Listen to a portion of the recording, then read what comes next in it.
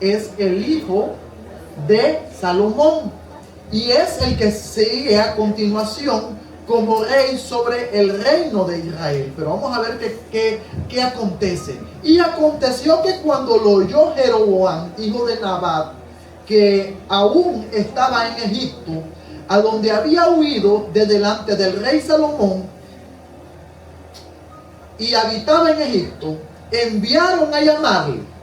Vino pues Jeroboam y toda la congregación de Israel y hablaron a Roboam diciendo, bueno, para entender, ¿verdad? Recordemos que Jeroboam era siervo de Salomón y que Dios levantó a Jeroboam en contra de Salomón, pero que también había levantado a otras dos personas que hostigaron el reinado de Salomón. ¿Esto por qué? Porque Salomón se había apartado de Dios y había rendido culto a otros dioses. Eso lo estudiamos los miércoles anteriores, ¿verdad? ¿Por qué Dios permite que se levanten enemigos en contra de Salomón? Porque él se había apartado de los preceptos y de los mandamientos de Dios. ¿Por qué Salomón no se rompe ni se cae su reino? No porque él sea un gran rey o porque esté bien delante de Dios. La Biblia lo repite una y otra vez. No lo destituyo ahorita en vida por amor a David, mi siervo, a quien yo he amado.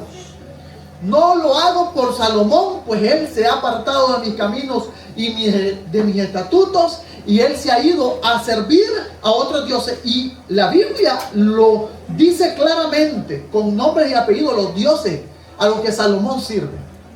Él y sus 1000 mujeres que tenía. 1000 mujeres, hermano, es una barbaridad.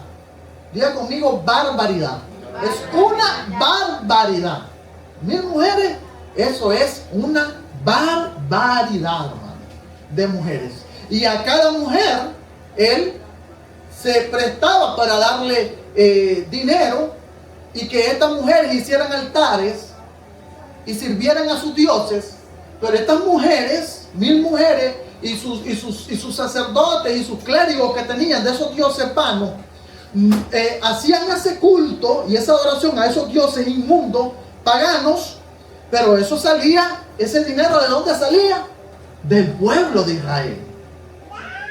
¿De dónde salía eso? Del pueblo de Israel. Y vamos a ver aquí el problema en el que se encuentra Roboam. Es un problema que le heredó su padre. Y que él, alejado de Dios también, no se preocupa por poner un alto o por hacer algo diferente a lo que su padre venía haciendo.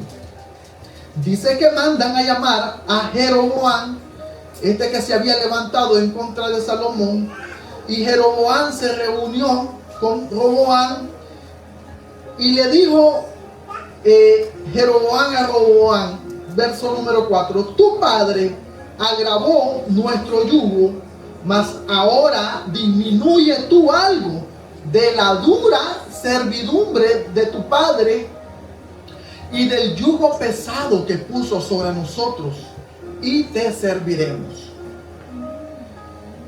Le van a coronar a Roboam como rey, pero hay una petición de parte del pueblo. Y el pueblo mira como líder de ellos, de alguien que podía representarlos delante del rey, a este hombre que se llamaba Jeroboam. Y Jeroboam le da una sola petición. No son 2 ni 3 peticiones, no. Ni siquiera le están pidiendo algo religioso, ni siquiera le están diciendo, mira, deja de adorar a esos dioses y los dioses que introdujeron las mujeres de tu padre y danos esto y danos lo otro. Simplemente, mire cómo estaba ese pueblo tan humillado.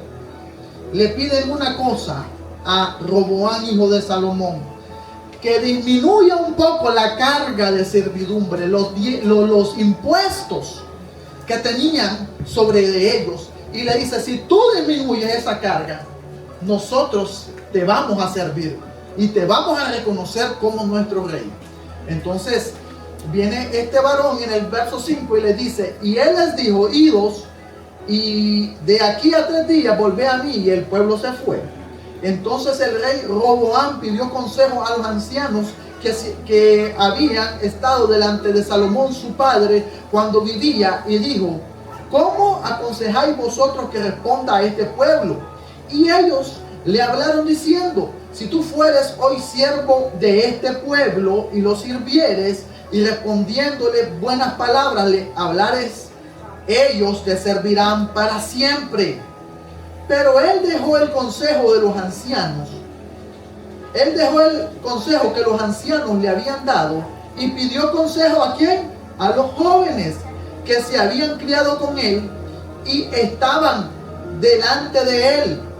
Y les dijo: ¿cómo aconsejáis vosotros que respondamos a este pueblo que me ha hablado diciendo: disminuye algo? No le están diciendo disminuye todo, algo, baja un poco, unas 2 rayitas, disminuye algo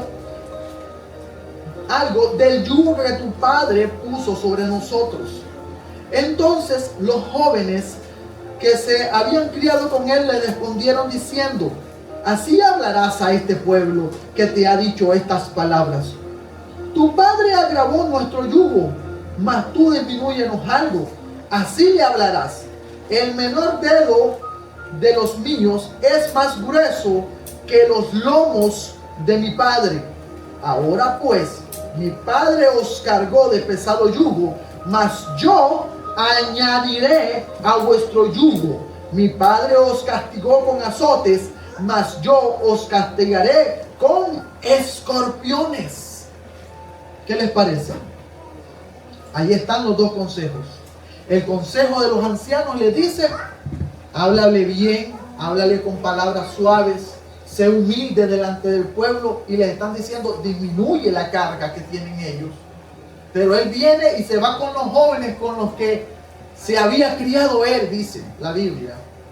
Y estos jóvenes con los que se había criado Roboam no eran jóvenes de humilde procedencia. Eran los hijos de los generales, los hijos de los aristócratas hacendados judíos israelitas, eran hijos del clero, de los levitas, los hijos de los grandes sumos sacerdotes que había. Y estos le dicen: no, dile que si tu padre lo sometió, que tú lo someterás más. Y que si tu padre lo castigó con azote, que tú le darás con escorpiones. O sea, que tú serás más duro aún que tu padre Salomón. Eso respóndale al pueblo. Y este hombre, Roboam, joven, ¿verdad? Joven, no atendió el consejo de los ancianos, sino que atendió el consejo de los jóvenes. Generalmente, hermanos, los jóvenes que no conocen a Dios, que no saben qué es lo que cuesta la vida, ni el valor de las cosas, ellos no valoran las cosas. Muchos jóvenes están acostumbrados, ¿verdad?, de solamente estirar la mano y de recibir. No conocen el valor de las cosas. Nunca han trabajado. Estos jóvenes jamás habían trabajado. Eran hijos que habían nacido, jóvenes que habían nacido en cunas de oro, que no conocían lo que era la faena, el trabajo, ganarse el alimento con el sudor de su frente, a como Dios le había dicho a Adán que a partir de ese tiempo que él había caído de la gracia de Dios, así le iba a costar el sustento de su vida, de su casa, de su familia. Pues ellos no sabían y no conocían qué era esto. Por lo tanto, ellos, al no padecer, al no entender qué es lo que costaba el sustento, ellos decían: no, sé más fuerte que tu padre. Y este consejo está lleno nada más y nada menos que de injusticia. La injusticia, hermano. La injusticia no le agrada a Dios. La injusticia social no le agrada a Dios. Si hay un Dios que es bueno y que es benevolente y que tiene cuidado de todas las personas, es nuestro Dios. Dios manda a que dentro de su pueblo se tenga cuidado de las ancianas viudas. Dios manda a que dentro de nuestro pueblo, dentro de su pueblo, se tenga cuidado de los huérfanos. Dios manda a que vivamos en libertad para adorarlo, para servirle. y no nos carga con pesados yugos. Es más, Jesús se acerca predicando y dice, lleven mi yugo y mi carga, porque mi carga, mi yugo es ligero. Es ligero. Pero usted ve la gente que en el mundo están con yugos y yugos que Satanás le pone. Mire, le pone yugos de enfermedades, deudas que nunca sale la gente de esas deudas que tienen. Yugos porque tienen que mantener el alcoholismo, tienen que mantener la drogadicción, tienen que mantener, ¿verdad?, hombres que no tienen una vida moralmente correcta, 1, 2, 3 mujeres, y todo eso cuesta dinero. Ese es el yugo, y la gente no lo ve así, pero ese es un yugo que Satanás le ha puesto a ellos, y ellos no lo entienden. Ahora, cuando vienen al pueblo, vienen, conocen al Señor y el Señor les rompe esas cadenas, los libera, bueno, ya están en el camino del Señor. Dios lo liberó de enfermedades a muchos. Dios lo liberó de esas cajillas de cervezas. Dios lo liberó de cuánto se gastaba en dinero en drogas. Dios lo liberó del adulterio y de las fornicaciones, por lo tanto no anda gastando su dinero en esos vicios y en esos pecados. El yugo del Señor se vuelve ligero. Por eso es que uno como cristiano que no tiene esos vicios debería de vivir una vida próspera y una vida sana, porque el cristiano no anda gastando su dinero ni gastando su vida en esos vicios. Entonces, este pueblo estaba oprimido, sufriendo injusticias, porque mantener 1000 mujeres no es fácil, hermano. A su nombre. Y él tenía que mantener a 1000 mujeres. Y si tenía un hijo por cada mujer, eran 1000 hijos, pongámosle a uno, ¿verdad? Bueno, y si tenía 1000 mujeres, tenía 1000 suegros. Y tenía 1000 suegras. Imagínense cuántos cuñados tenía. Y esa cantidad de personas no es fácil mantener. No es fácil, hermano. Entonces Salomón agravó con injusticia de impuestos al pueblo. Y el pueblo está pidiendo una solución, una salida. Y cuando Roboam lo van a reinar, lo van a coronar como rey, él pide el consejo, pero él se va por el consejo de los jóvenes, no por el consejo de los ancianos. Porque él, ¿qué es lo que quería? Bueno, si mi papá tuvo 1000, yo voy a tener 1500, 2000. Pareciera algo loco, ¿verdad? Pero fíjese que el hijo tiene un modelo a seguir.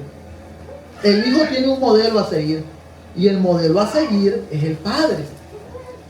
El modelo de Roboam era su padre. Por eso es que los jóvenes le dicen a él, no, si tu padre era así, los agravó, tú tienes que ser más fuerte. Y por eso se van. Mire lo que le dicen los jóvenes a Roboam. Un dedo mío, dile a ese pueblo, que un dedo tuyo es más grueso que los lomos, que los músculos de mi padre. Imagínense. Y que si mi padre los castigaba con látigos, yo los voy a castigar con escorpiones. O sea, ¿qué le está diciendo? Van a tener mayor sometimiento, van a estar más subyugados y van a tener que aguantarse esto y más, porque yo soy hijo de Salomón, rey de Israel. Eso es. Entonces, ¿cuál es la banderita que le están poniendo? Que le está poniendo Roboam al pueblo. La cosa no va a mejorar. Aquí conmigo la cosa va a ser más difícil. Y ustedes, yo soy el rey, ustedes me tienen que obedecer a mí. Me tienen que obedecer a mí. ¿Y qué pasa cuando llega Jeroboam al tercer día? Porque le había pedido 3 días para meditar Roboam al pueblo. En el verso 12, al tercer día vino Jeroboam con todo el pueblo a Roboam, según el rey lo había mandado, diciendo: volveos a mí al tercer día. Y el rey respondió al pueblo duramente. ¿Cómo le había dicho a los ancianos que le respondiera? Les había dicho a los ancianos, a Roboam el rey: respóndele a este pueblo suavemente, y si tú le respondes suavemente, ellos te amarán y te servirán. Pero él viene, y ¿cómo le responde al pueblo? Duramente, dejando el consejo de los ancianos que les habían dado, y les habló conforme al consejo de los jóvenes, diciendo: mi padre agravó vuestro yugo, pero yo añadiré a vuestro yugo. Mi padre os castigó con azotes, mas yo os castigaré con escorpiones. Se aprendió el discurso de memoria Roboam, y no meditó, no puso en balanza qué era lo que los ancianos le dijeron y qué era lo que los jóvenes le habían dicho, y tampoco buscó el consejo de Jehová Dios. No fue donde un sacerdote, no fue a la casa de Jehová a orar, a decirles: Dios mío, ayúdame. Todavía Salomón hizo eso. Roboam ni siquiera hizo eso. ¿Por qué no hizo eso Roboam? Porque su padre no le enseñó eso. Es que los hijos van a hacer lo que el padre le enseñe. Si usted le enseña a adorar a Dios, los hijos van a aprender a adorar a Dios. Si usted le enseña a sus hijos a que ellos depositen su fe y su confianza en el Señor, ellos van a hacer eso. Si usted le enseña a sus hijos el temor a Jehová, el temor a Dios, ellos van a hacer eso. Pero si usted no le enseña eso y le enseña otras cosas, ellos van a hacer eso. Y el modelo de su hijo es usted. El modelo de Roboam era el modelo de Salomón. ¿Y cómo era el modelo de Salomón? Bueno, el modelo de Salomón era un modelo desviado de los propósitos y de los preceptos de Dios. Porque dígame usted, tener 1000 mujeres y que cada mujer tenga su templecillo y su lugar de adoración a otros dioses, desde ahí todo eso está podrido. Y entonces Roboam se aprendió de memoria el consejo y el discurso de los jóvenes. Y en el verso 15 dice: y no oyó el rey al pueblo. No oyó el rey al pueblo porque no le interesaban las necesidades del pueblo. Un rey existe, un gobernante existe, debería de existir para servir a su pueblo y servir a su nación. No que él se sirva del pueblo. En teoría así debería de ser. Pero venimos de ver a un rey Salomón que se servía del pueblo y que dejó de estar al servicio de Dios y al servicio del pueblo para que el pueblo le sirviera a él. Amén. ¿Qué dice? En el 15: y no oyó el rey al pueblo, porque era designio de Jehová para confirmar la palabra de Jehová, que la palabra que Jehová había hablado por medio de Ahías silonita a Jeroboam, hijo de Nabat. Recuerde que en el verso 11 este profeta le había dicho a Jeroboam que él iba a reinar sobre 10 tribus. Y aunque eso no sirvió en el momento, sino que Jeroboam tuvo que salir huyendo a Egipto porque Salomón empezó a perseguirlo, Dios le había dicho a Jeroboam que él iba a reinar sobre 10 tribus de Israel. Entonces ya el corazón de este joven también estaba dispuesto a hacer esto, porque ya eran designios de Dios. Ya Dios le había dicho: yo voy a cortar este reino, y no lo hago en el tiempo de Salomón, por amor a David mi siervo. Verso 16. Cuando todo el pueblo vio que el rey no les había oído, le respondió estas palabras diciendo: mire qué pesadas palabras. ¿Qué parte tenemos nosotros con David? Bueno, no sé, porque la toman con David, porque con quien la tenían que tomar era con Salomón. Porque David no agravó el pueblo de esa manera. David no agravó al pueblo de esa manera. David, en una ocasión, llevaban una ofrenda a Dios y le ofrecen a David la ofrenda para que él presente la ofrenda. Yo le doy al rey para que él presente ofrenda a Jehová. ¿Y qué dijo David? Yo no le voy a dar a Dios algo que a mí no me cueste. Hay una diferencia abismal, grandísima. Hay mucha gente que anda ahí queriendo darle algo a Dios que no le cueste. Bueno, si usted analiza la historia de la viuda pobre que llevaba las dos blancas, Jesús dice claramente que los que iban delante de esa mujer y los que venían detrás de esa mujer hacia el arca de la ofrenda daban de lo que les sobraba. Eso no le costaba a ellos.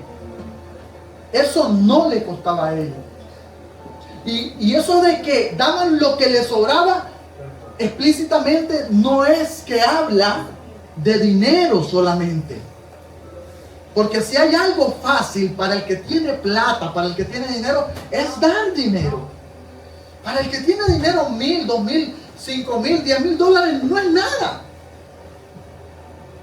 No es nada. 10,000 dólares no es nada. Pero cuesta más un cabello de él que 10,000 dólares. Eso no es nada. Dar lo que no le cuesta, porque tienen en abundancia dinero. Tal vez nosotros miramos mucho, pero eso no es nada para mucha gente. 100 dólares, 300 dólares, no es nada. Dan de lo que le sobran, porque nosotros miramos siempre el dar con el símbolo de dólar, con el símbolo de dinero. Pero el dar a Dios, esa mujer llevaba una actitud de una persona que quería honrar a Dios. Una actitud de una persona que quería adorar a Dios. No solamente era el hecho de llevar el dinero y la ofrenda, sino que era el hecho de entrar al templo, al lugar de la ofrenda y dar lo único, el sustento que tenía.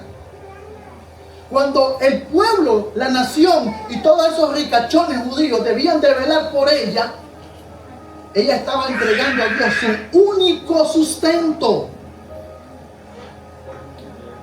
Y los jefes del templo, los jefes de las sinagogas, el rey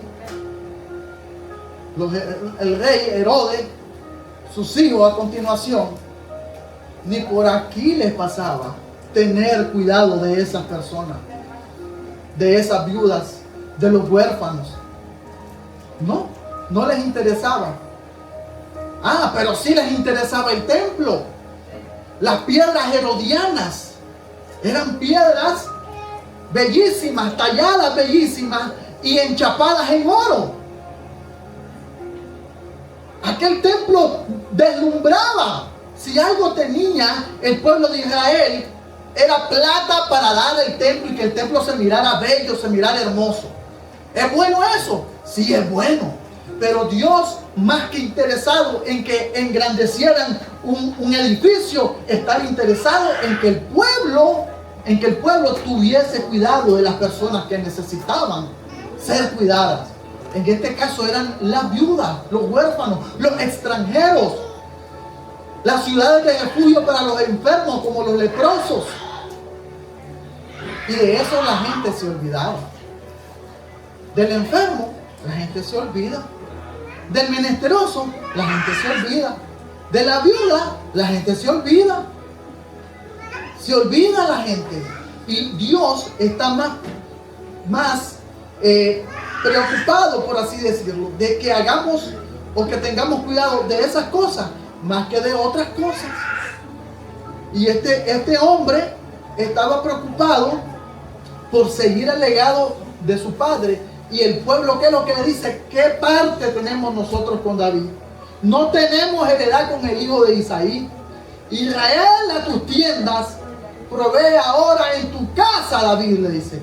Entonces Israel se fue a sus tiendas. O sea que le dijeron, bueno, usted busque a quien pedirle sus impuestos.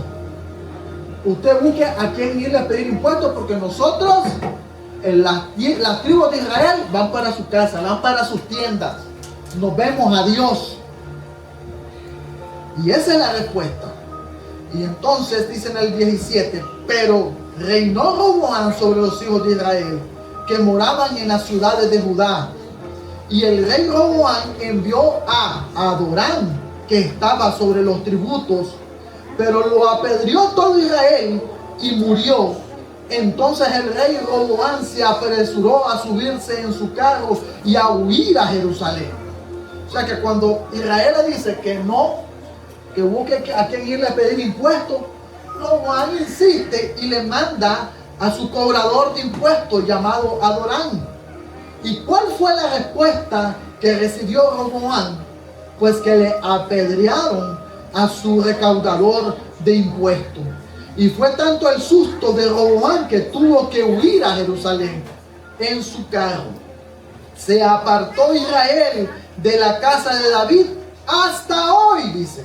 Y aconteció que oyendo todo Israel que Jeroboam había vuelto, enviaron a llamarle a la congregación y le hicieron rey sobre todo Israel, sin quedar tribu alguna que siguiese la casa de David, sino solo la tribu de Judá. Aquí miramos que se cumple la profecía de ese profeta Hilcías, que le había dicho a Jeroboam que él reinaría sobre las 10 tribus de Israel.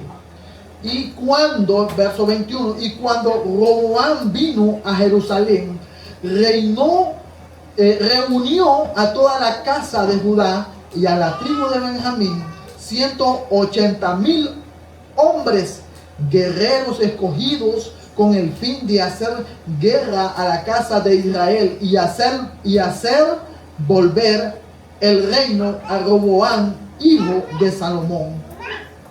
Entonces Roboam reúne un gran ejército con el propósito de subyugar nuevamente a las 10 tribus de Israel que habían puesto para sí rey, como para ellos habían puesto como rey a Jeroboam. Y este hombre reúne este ejército para hacer volver a esas 10 tribus bajo su reinado. Pero en el verso 22, mire lo que sucede. Pero vino palabra de Jehová a Semaías, varón de Dios, diciendo: habla a Roboam, hijo de Salomón, rey de Judá, y a toda la casa de Judá y de Benjamín, y a los demás del pueblo, diciendo: así ha dicho Jehová, no vayáis ni peleéis contra vuestros hermanos, los hijos de Israel. Volveos cada uno a su casa, porque esto lo he hecho yo. Y ellos oyeron la palabra de Dios y volvieron y se fueron conforme a la palabra de Jehová. O sea que Dios envía a un profeta. Mira cuando son los profetas de Dios. Y le dice que no hagan guerra, porque eso lo había hecho él. Y el pueblo y Roboam entendió que no debía de hacer eso. Y válgale a Roboam que obedeció. Porque si él no hubiese obedecido, esos 180,000 desaparecen. Porque eso era precepto de Dios, que eso aconteciese. Como juicio al pueblo, a la nación, al Reino Unido de Israel, por haberse ido tras ¿qué? Tras los ídolos. Todo esto que acabamos de leer son consecuencias de un pueblo que se ha apartado de los preceptos de Dios, que se ha apartado de los caminos de Dios. Entonces, cuando esas cosas pasan, ¿qué es lo que viene? Viene un juicio, viene una corrección sobre un pueblo, sobre una nación. Y esto es importante, hermano, que nosotros lo entendamos. Si usted va conmigo allá a la primera epístola de los Romanos, a Romanos capítulo 1, disculpen. Nosotros nos vamos a dar cuenta por qué Dios actuó así. ¿Por qué Dios actuó así? y nos damos cuenta de cómo es el carácter de Dios. Mire, Dios es una persona, tiene su personalidad y tiene su manera de actuar. Dios es santo, hermano. Dios es santo y exige de nosotros que nos parezcamos a Él, que nos santifiquemos igual que Él. Y hay algo en contra de lo que Dios está en contra, y es en contra de la injusticia. El verso 1, capítulo 1, verso 18. La culpabilidad del hombre, porque la ira de Dios se revela desde el cielo contra toda impiedad e injusticia de los hombres que detienen con injusticia la verdad. Detienen los hombres con injusticia la verdad. Dice la Biblia claramente. Yo no sé si a veces leemos por leer, ¿verdad? A veces leemos y no apreciamos las palabras. Dice, la ira de Dios se revela. ¿Qué es que la ira de Dios se revela? Si la ira de Dios se revela delante de nuestros ojos, nosotros nos morimos, hermano. Usted imagínese la ira de Dios revelada delante de nosotros, nosotros desaparecemos.